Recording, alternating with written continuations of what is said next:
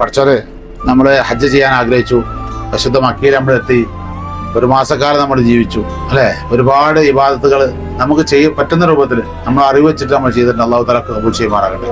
നമ്മൾ ഹജ്ജ് ഉദ്ദേശിച്ച് വന്നായിരുന്നു, നമ്മൾ ഹജ്ജ് ചെയ്തിട്ടുണ്ട്. ഹജ്ജ് നിയത്താക്കി നമ്മൾ അറഫയിലും മിനയിലും മുസ്തലിഫയിലും ഒക്കെ പോയിട്ടുണ്ട്.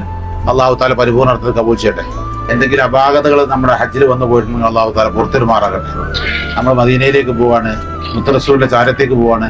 അവിടെ പോയി മുത്തറസൂലിന്റെ ചാരത്തിൽ നിന്ന് മുത്തറസൂലിനോടൊന്ന് സലാം ചൊല്ലാൻ അള്ളാഹു ഭാഗ്യം നൽകുമാറാകട്ടെ.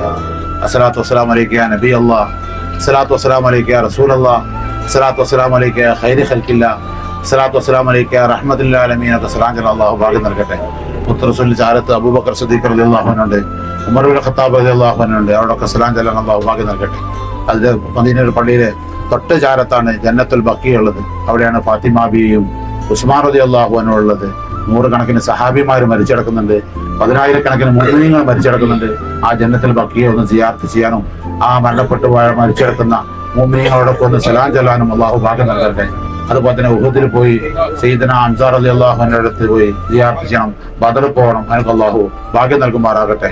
നമ്മൾക്കൊക്കെ റാഹത്തായി മദീന സിയാറത്തൊക്കെ പൂർത്തിയാക്കി നാട്ടിൽ സന്തോഷമായി എത്തിച്ചേരാൻ അള്ളാഹു ഭാഗ്യം നൽകുമാറാകട്ടെ. കാലത്തിലൊക്കെ നേതൃത്വം നൽകി ഒരുപാട് ആളുകൾ മരണപ്പെട്ടു പോയിട്ട് അവർക്കൊക്കെ അള്ളാഹു തആല മഗ്ഫിറത്തും മർഹമത്തും നൽകി അനുഗ്രഹിക്കുമാറാകട്ടെ.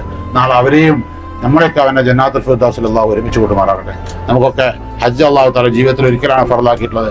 ഹജ്ജിന്റെ പവിത്രത ഉൾക്കൊണ്ടുകൊണ്ട് ജീവിക്കാൻ അള്ളാഹു നമുക്കൊക്കെ ഭാഗ്യം നൽകുമാറാകട്ടെ.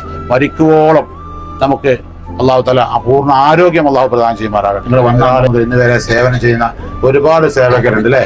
പല രൂപത്തിലും പല വേഷത്തിലും പല പേരിലും മലയാളികളായിട്ടുള്ള നമ്മുടെ പ്രാന്തന്മാർ സേവനം ചെയ്തിട്ടുണ്ട്. അവിടെയൊക്കെ സേവനങ്ങൾ അള്ളാഹു കബൂൽ ചെയ്യുമാറാകട്ടെ.